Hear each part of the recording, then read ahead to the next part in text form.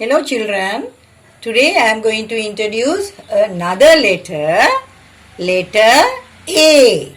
Letter A. Earlier I taught you letter O. Today I am going to introduce you letter A. Here simple letters, small letters. This is how you must write letter A, simple A. Right here, first you trace a letter. This is how you must write. Okay. Here, like this and like this. A. Taking another color.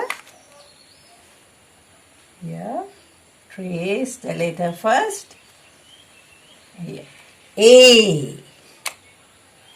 Here another color. This is how you are writing letter A. A. Simple A.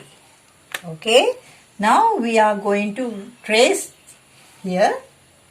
Another A here. Another one here. Another one here. Here we are going to write alone. Okay, start from here. Letter A. A. Okay. Take different colors. Then the lesson will be very interesting for you. Right? A. Okay. Now another color. Here. Letter A. Okay, now here I am going to write alone. Without dotted lines are not there.